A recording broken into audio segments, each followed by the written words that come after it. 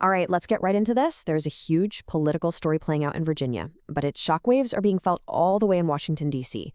We're talking about a literal battle for the map and all the power that comes with it. And really, this is the question at the heart of it all. How can a vote in just one state, a local issue, actually tip the scales of power for the entire country? Well, as we're about to see, the stakes are incredibly high. So, to really understand why this Virginia vote is such a big deal, we got to zoom out for a second and look at the bigger picture, the nationwide fight for control of the U.S. House. This November, we've got the midterm elections. They happen halfway through a president's term. And this is more than just a routine vote. This is going to decide which party runs Congress for the next 2 years. Now, take a look at this, because this is why everything is so intense. The House is split by a razor-thin margin. We are talking about just a handful of seats making all the difference. Every single race in every district matters a lot. And here's something really important to remember. Historically, there's this trend where the party that holds the White House, well, they usually lose seats in the midterms. That puts the Democrats in a really tough spot, kind of fighting an uphill battle to keep their agenda moving forward. Okay, so with all that national context in our back pocket, let's zoom right back in on Virginia, where a recent vote has just sent some major shockwaves through the political world. So this is the headline. This is the big news. Voters in Virginia just gave the thumbs up to a complete redrawing of the state's congressional map. And this isn't just about moving some lines around. It's about fundamentally shifting the balance of political power. So what does this actually mean? Well, it all boils down to this number right here, 4. Political analysts are saying this new map could let Democrats flip as many as 4 seats from red to blue. In a House this close, 4 seats is an absolute game changer. And to put that into perspective, just look at the potential shift. Right now, Democrats hold 6 of Virginia's 11 seats. After this, that number could jump to 10 out of 11. That is a dramatic reshaping of the state's political landscape. And hey, if you ever wonder how high the stakes are in politics, just follow the money. Over $80 million, that's right, $80 million, was poured into this campaign from both sides.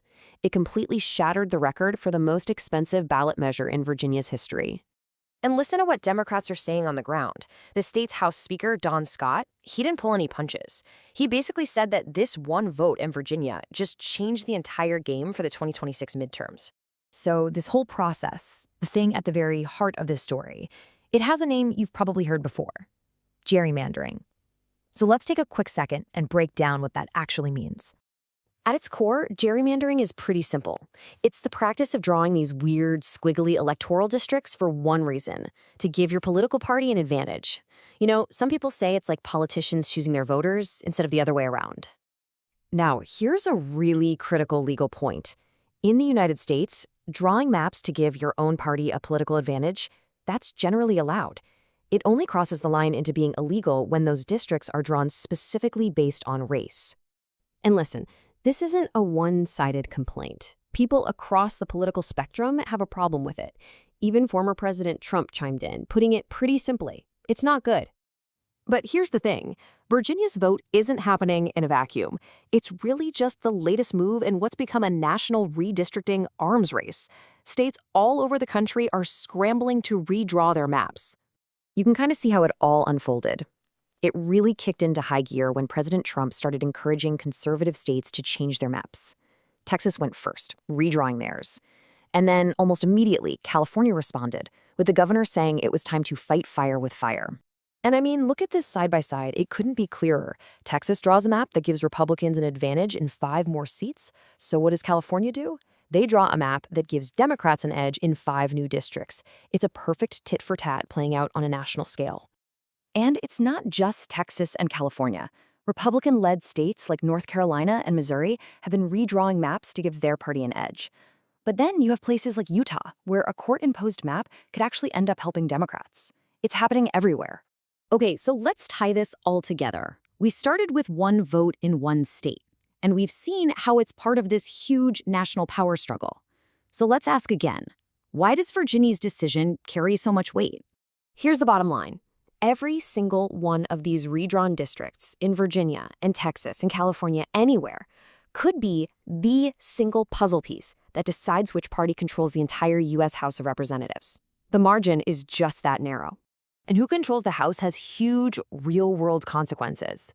If Republicans take the majority, for instance, it could be a major blow to the president's agenda. And you can bet that a shift in power, for either party, almost always opens the door for a whole new wave of investigations. So all of this, it leaves us with a really big and, frankly, a very tough question.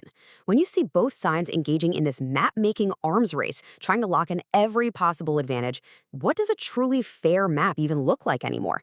And maybe the better question is, who gets to decide?